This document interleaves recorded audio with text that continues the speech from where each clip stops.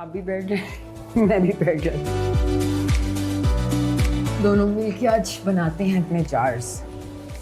These are made और थोड़ी सी cleaning होगी इनकी। मैंने इसमें नीचे डाला है चॉकलेट बिस्किट का आपने लेयर। नीचे बिस्किट्स डाले हैं।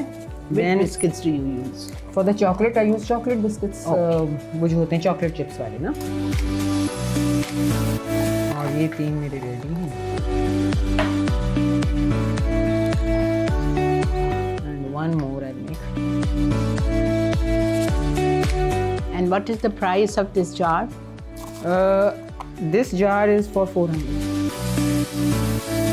Then chocolate. अच्छा, you don't pack the इसको आप पैक नहीं करते? No.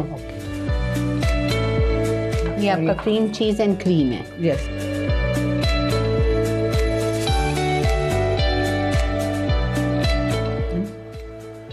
थोड़ा सार लगा। Very nice, thank you. अच्छा, ये आपकी गिनाश है जी। यहाँ पर स्ट्रॉबेरी वाले बहुत मजे के बनते हैं। That's my favourite. Daily order होता है आपका? नहीं, यहाँ पर कभी मतलब जैसे एकदम ही आ जाते हैं 1-2, और फिर कभी 1-2 दिन ब्रेक भी आ जाता है। तो इट्स लाइक दैट। और फिर जिस दिन ब्रेक आता है that's my day. That's my day. that's जो naturally you हाँ, have have to।